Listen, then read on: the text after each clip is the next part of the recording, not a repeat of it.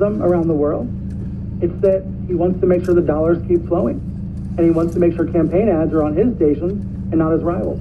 So you think, actually, as far as Fox goes and what Lachlan does with that organisation, he stands to make more money if the network continues to push a right-wing ideology? Yep, even if that means spreading lies. Because, as Rupert emailed Suzanne Scott, at this point in time, quote, everything is at stake here. Right. That's how they felt at that point. If the MAGA audience had really permanently left to go to a rival on the right, Fox News was done. So do you think Lachlan recognising that link between pushing that right-wing ideology and the business's success, is that what sets him up to succeed Rupert? Yeah, I think that's why at the end of the day he's the chosen successor. It's that mongrel streak again. Because Rupert understands that Lachlan will, push comes to shove, defend the profitability of Fox News at all costs. And that profitability is, as far as Rupert is concerned, tightly linked to partisanship, to pushing a particular worldview. Yeah. And that's why Rupert is now fighting his own children to ensure Lachlan gets to keep his job. Next, inside the family fight on Murdoch's endgame. Now turn left, the crowd. and then He's turn the left. chosen one. But he finds himself estranged from his family. You don't want your legacy to be James changing these businesses. That empire-building dynasty may come to an end.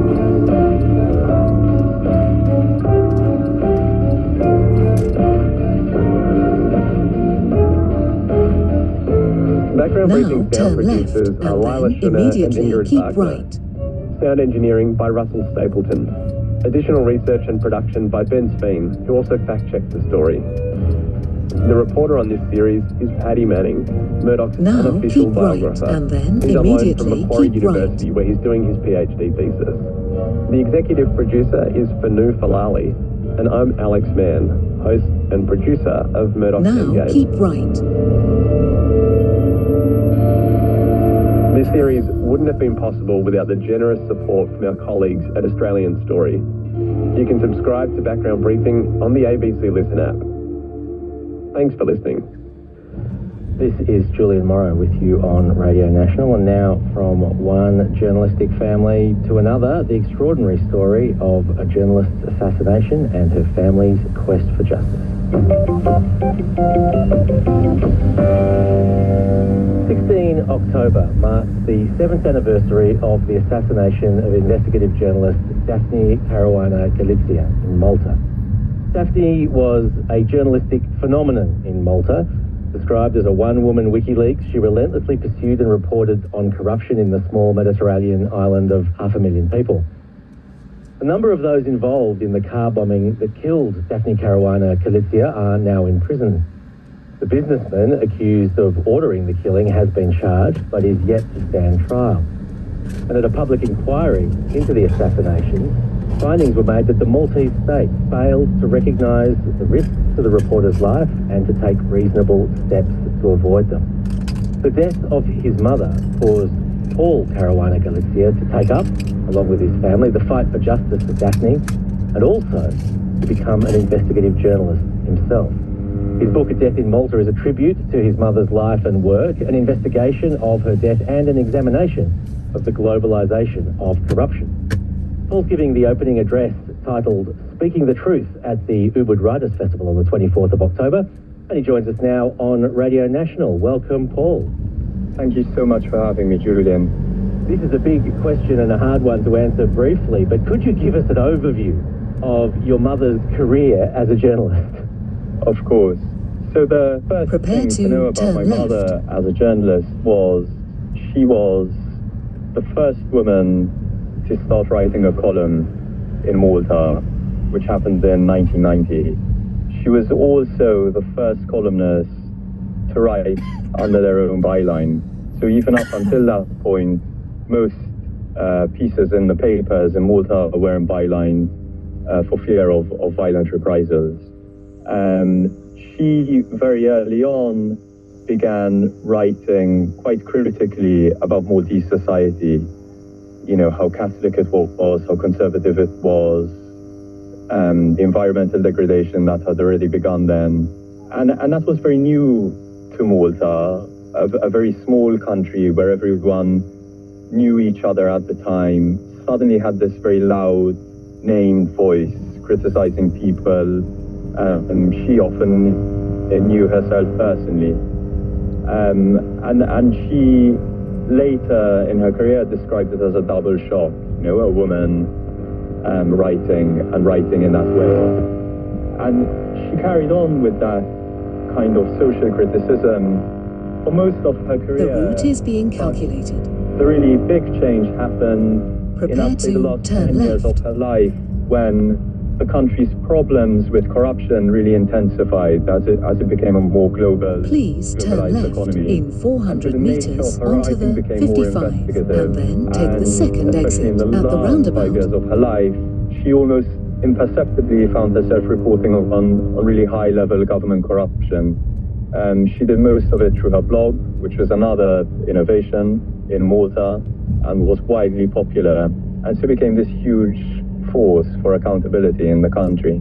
So what impact did Daphne's journalism have within Malta over those years, and what did it mean for her life and for the life of her family and the young you? Growing up, it was funny because the threats had started very early on. So in 94, you know, when I was about 6 years old, there was the first arson attack on the house. It was our wooden front door was set alight, and my mother said, "Don't worry, I just dropped a lit candle against it." Around that time, we also came home from school with her to find our border collie lying dead across our doorstep in a pool of its own blood. The dog had had her throat slit. But my mother had told us, "Don't worry, she had snail poison," which is something that had happened with another dog. So she always found these ways of shielding us from it, until, of course, we reached an age where we couldn't be, because we'd read the news ourselves and it became obvious what was happening. And by that point, it became apparent to us that there were problems in the country, you know, that it wasn't a problem of my mother's job or a problem she was causing, which I often felt like at times, you know, as a teenager, she was making my life harder, quite selfishly. And the impact in the country, I'd say the first was to really broaden out the Maltese understanding of what journalism can be. It can be satirical, it can be very free, it can be open, which isn't to say, of course, it wasn't met with resistance, it was met with enormous resistance, but at least she established a new norm, or at least the start of one. The other thing is, they were hugely influential stories, so they were stories that triggered national protests, that triggered policy changes, that triggered changes in government, and in society as well. And that was happening throughout her career, and it almost became an expected thing about her writing, that it was always going to change something. Ultimately, her journalism changed the entire country, and really actually not just the country, but it changed European Union law. So Malta became a member state about 20 years ago, and the constitutional changes we've had in Malta have been important to the country itself, of course, but there have been changes as a result of her assassination in union law, changes around defamation law, for example, changes around law enforcement at a supranational level.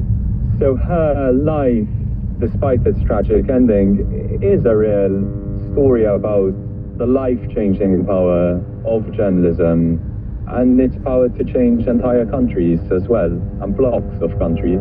On Radio National, we're speaking with Paul Caruana Galizia, author of A Death in Malta, about the assassination of his mother and his mother's extraordinary career in journalism. Paul, what was it about Daphne's personal background, or her character, or her life experiences that gave her that very unique set of qualities that make someone committed to the sort of journalism that entails such great personal risk? I think the main thing is to know what her early life was like. So she was born in 1964 2 weeks before Malta became independent from Britain. And for a bit of the 60s, it looked like Malta would fulfill these promises it had made itself, become more democratic, richer, independent, and so on. But then in 71, when my mother was a young girl, Malta voted in a very left-wing government, which was the fashion at the time in newly independent states, to show that we don't need the West anymore, we're turning towards the East, we're going to grow our economy in our own way. And Malta began shutting off from the world. And so my mother grew up in a country where, for example, only one kind of chocolate was available, which was domestically produced. There were barely any clothes to buy, very few consumer goods, travel was difficult, yet also very, very Catholic as well. So very dull, closed, very conservative. Yet, because it was a former colony, it retained these links to the outside world, mainly through the British press. So newsagents still stocked British papers and magazines and so on, which her family subscribed to. And through that, this alternative world opened up to her. Other people are living in a very different way. Why are we living like this? And it also meant journalism had this special meaning to her. It was a view onto this other world, a more colorful one. And it also was another way of life in itself, that it showed her what writing could do, how it could be done, and so on. And I think that's where the idea took root. And so by the early 80s, she began looking to get into journalism because she saw that as her way of affecting change in the country. And she took a number of kind of trade magazine writing jobs and so on, until at last she got a big break on the Sunday Times of Malta and started pushing for that column I mentioned earlier. And she made this very conscious decision that if she is going to do this job, then she's going to do it precisely to break all those norms that upset her growing up, that people weren't writing freely and openly in the Maltese papers, that they weren't using their own name, that she wanted to completely change things. And to do that, she had to stay true to that promise she made herself, that she will be the change in her writing. She will be named, she will write freely, and she was prepared to absorb a lot of the costs that came with it. The insults, the harassment, the libel, the suit, and threats of very serious physical violence. Because to her, as she said in an interview, it was a compulsion to write. And the longest she ever stopped writing was 2 weeks. That was all she could manage. Your book ends, in some ways, on an optimistic note, suggesting that the Malta that your mother wanted, one of a functioning civil society where institutions were operating genuinely in the public interest, was forming slowly. 2 years later, has that formation continued in Malta? What's your assessment of the, if you like, the general picture, but also where are we at with the institutional responses to what happened to your mother? So I am optimistic, in part because we started from such a low base. In 2017, when she was assassinated, it felt utterly hopeless and unthinkable that we would get anywhere, really. And really, bizarrely, that hopelessness was the reason why we started campaigning, because we didn't know what else to do, and we felt we had to get moving. And it was a response of desperation. So you mentioned in your introduction that 3 hitmen have now all pleaded guilty. There are a number of other criminal charges. We had a public inquiry, Malta's first ever public inquiry. There have been a number of judicial inquiries on the corruption allegations she reported on.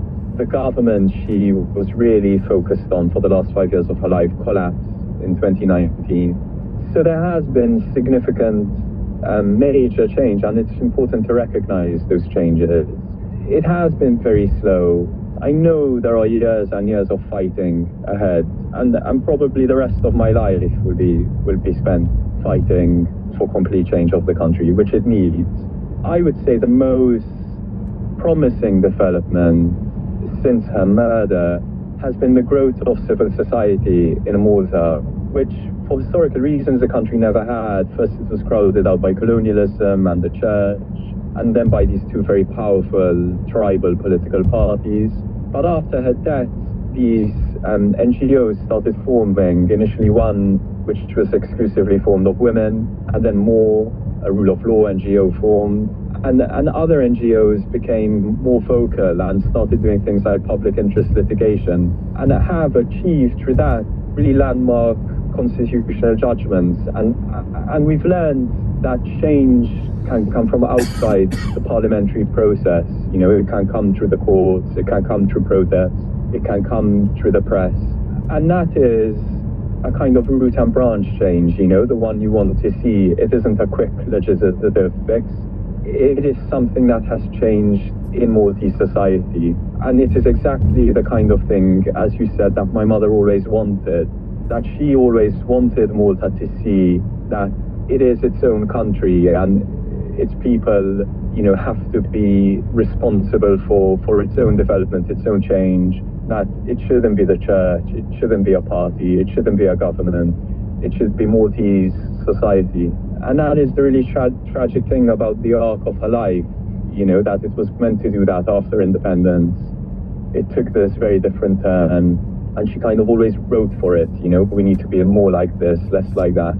And at last it came really as a result of her death. And another finding in the public inquiry was that her murder was what changed the country's trajectory towards a complete mafia state. Do you feel there are worthy journalistic inheritors of her tradition within Malta these days?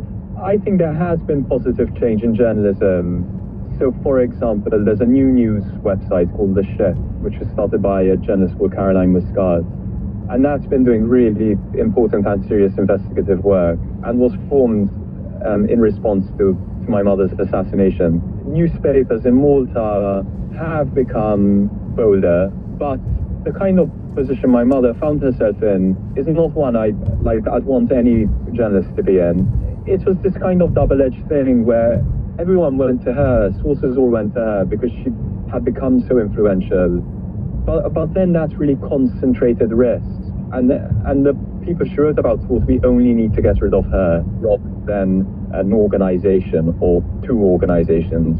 And that wasn't good. So the goal or the hope is that journalists in Malta start collaborating more and that the recommendations of this public inquiry are implemented, you know, because a lot of them are about Malta's media freedom environment. As if the cause of justice for your mother and improvement in the country of your birth isn't enough, Paul, you've also taken on significant targets as an investigative journalist yourself. For example, looking into the influence of Russian oligarchs in the UK doesn't sound like a safe business to me. Has your investigative work led to the sort of dangers that your mother faced? And what do you draw about the similarities or differences between your experiences of a journalist and hers? So I work in a very different environment to my mother. So I work in London, where there's only been one story where I've had to have a government security briefing about physical risks, which was about Iran targeting Iranian dissidents here. But other than that, it is a completely different place, and I wouldn't want people to think that the risks journalists face in places like Malta are similar in places like the UK. In a country where you have total or near total institutional collapse, investigative journalists are exposed. You know, there's a reason why my mother was killed rather than a police officer, a judge, a magistrate. It's because my mother was the last functioning check on corruption. And the calculation was, if we got rid of her, then there'd be nothing left. The police won't do anything because they're not doing anything. Here, again, it's very different. The risks I face are of lawsuits, or of online harassment, or of other pressures, more subtle pressures. I never expected to become an investigative journalist, and it really is in tribute to her. After she was killed, going back to the jobs I used to do, which were in academia and finance, never felt kind of right or normal. So I wanted to do something that would do her some honor, and then found, once I started working as a journalist, that I slightly begrudge all the time I spent not working as a journalist. Because as hard as it is and risky, it can be a lot of fun, and it is, if done well, useful socially, and can trigger important change in policy and in public debate. And I feel very privileged, really, to be able to do that, and I enjoy it. Paul Caruana Galizia, thank you so much for joining us on Radio National. Thank you so much, Julian. Paul Caruana Galizia is the author of A Death in Malta, an assassination and a family's quest for justice. And he's now, as we heard, an investigative journalist in his own right. And he'll be giving the opening address at the Ubud Writers' Festival on the 24th of October. His address is titled Speaking the Truth. I'm Julian Morrow. Thanks very much for listening.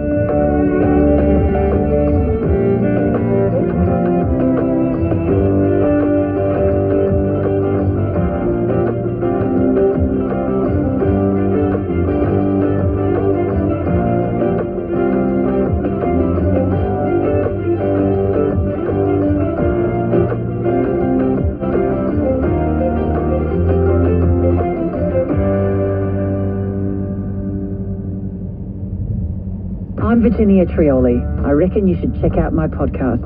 My guests are about to overshare. In my defense, For me, you know what? I think deep down, Yeah, you can't believe it. You'll hear guilty confessions. Yeah.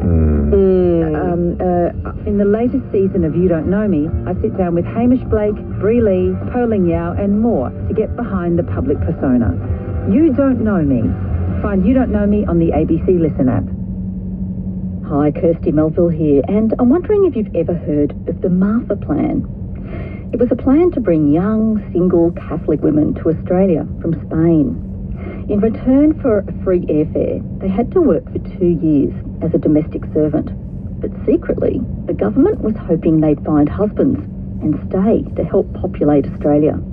So why did these women choose to leave their villages? And did they have any regrets? Find out next on the History Lesson.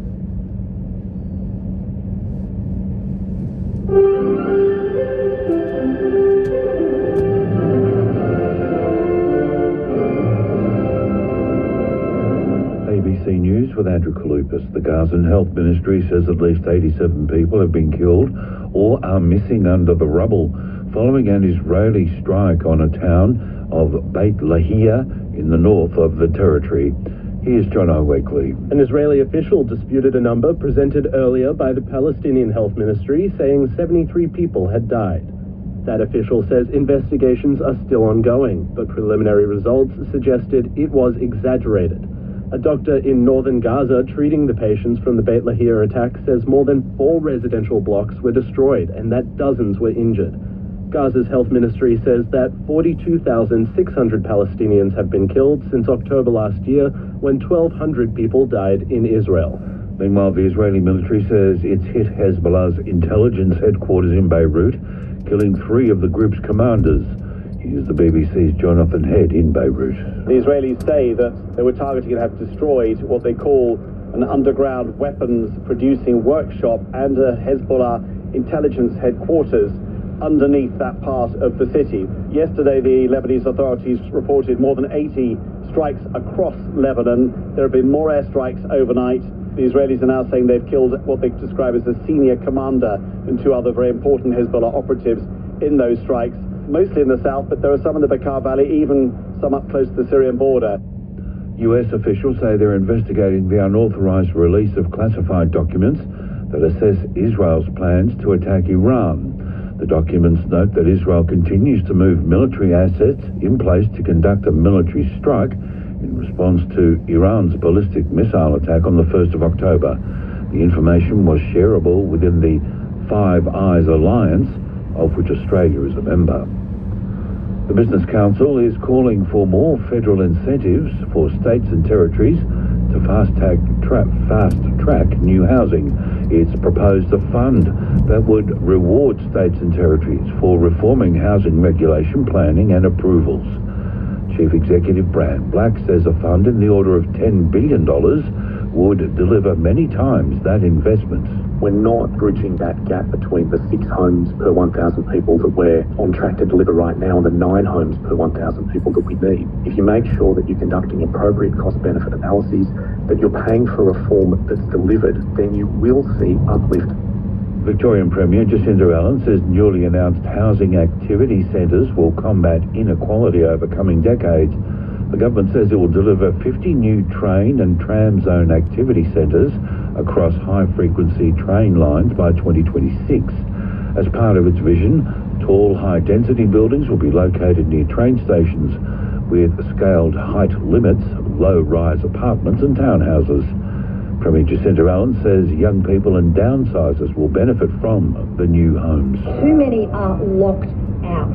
And not only is that a problem for individual young Victorians, it also is a concern in how it's going to drive inequality in the decades ahead.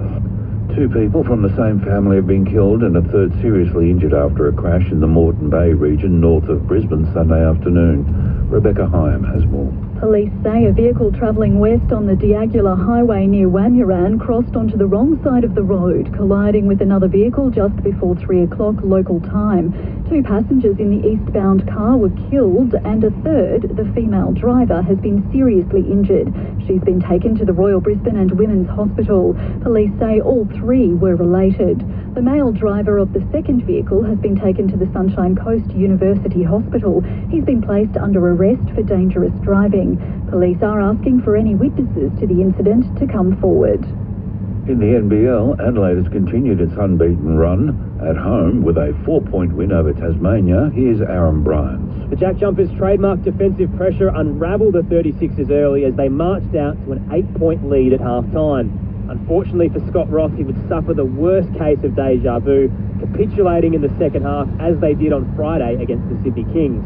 Adelaide would pile on 46 points after the break, with Kendrick Davis and Montrezl Harrell both passing 20 points, as the 36ers' record improved to 4-3 in front of a third consecutive sold-out crowd. Aaron Bryans, ABC Sport, Adelaide. You're up to date with the latest from ABC News. For more news at any time, download the ABC Listen app. ABC Radio National. Listen live and listen later on the ABC Listen app. Hello, Kirsty Melville here, and welcome to the History Listen, where today we're heading back to 1960s Australia, when immigration was encouraged and the hunt had turned to southern Europe. The search for migrants has led to Spain. It's there that Australia has recently opened the newest of its immigration offices. And Spaniards are now reaching Australia, mostly by air, at the rate of almost 3,000 a year. This 1963 archive refers to the thousands of Spanish, mainly men, who came to Australia from the late 1950s to work. But if the country was to populate, women were also needed. So a plan was devised to attract young, unmarried and Catholic Spanish women. It was called the Master Plan.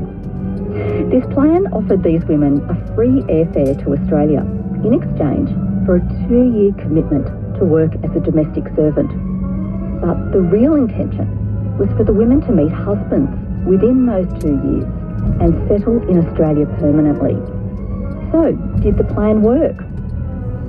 Well, Spanish academic Natalia Ortiz tracked down some of these women who'd come to Australia more than 60 years ago.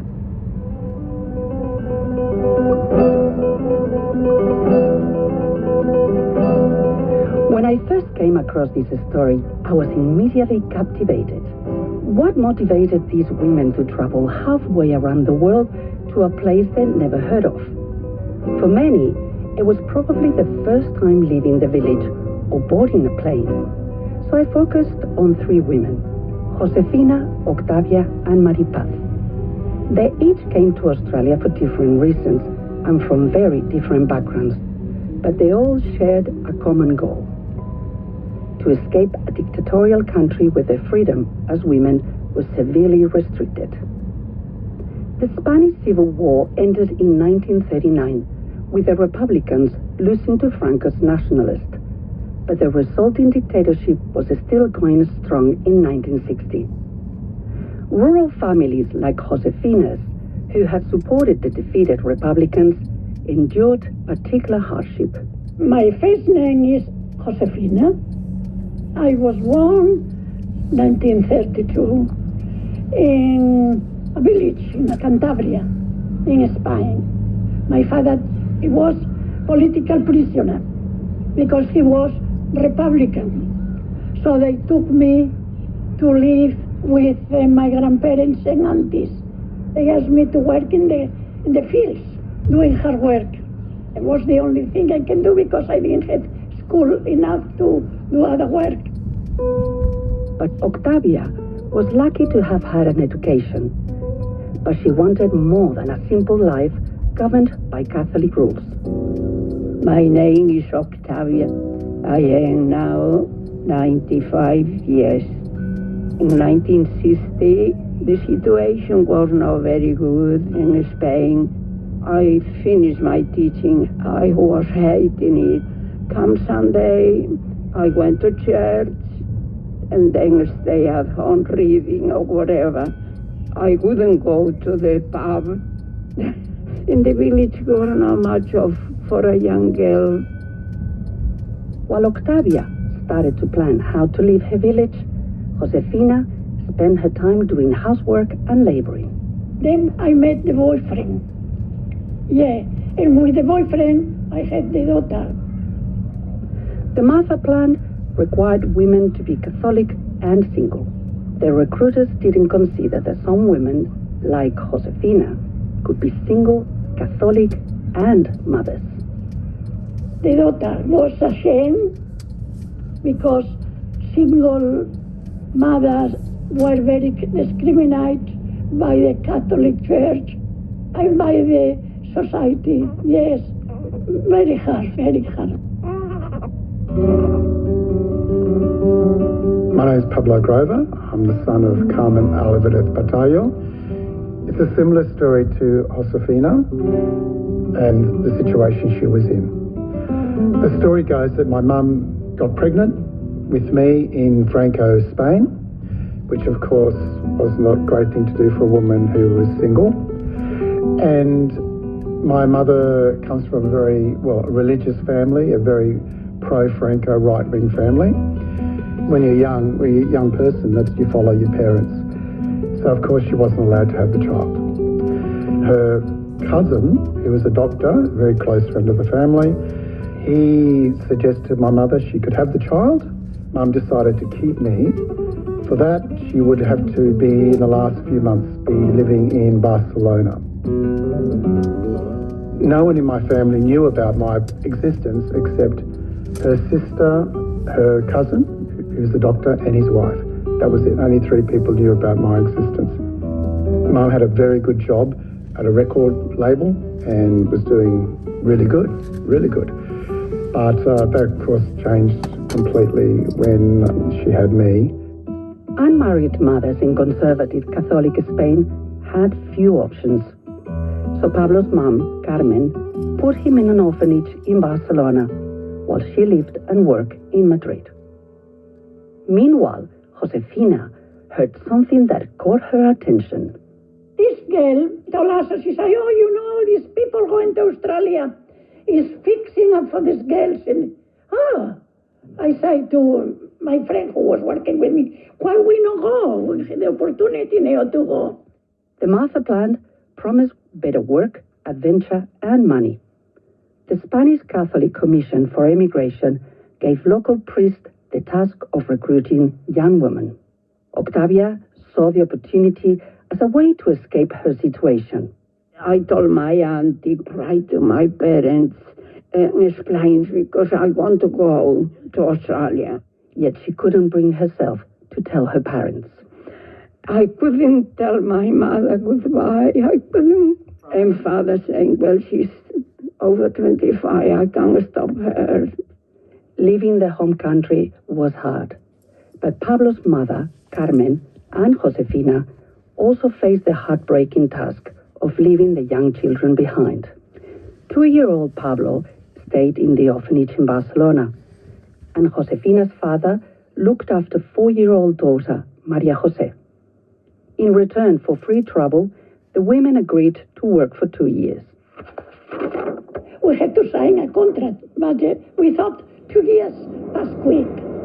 After 2 years, we go back with a lot of money, much more than what we were earning in Spain. Yeah. And I told the boyfriend that I was coming to Australia, and he said I was very good because he didn't marry me. Not pretty enough for him. And I didn't even know where was Australia.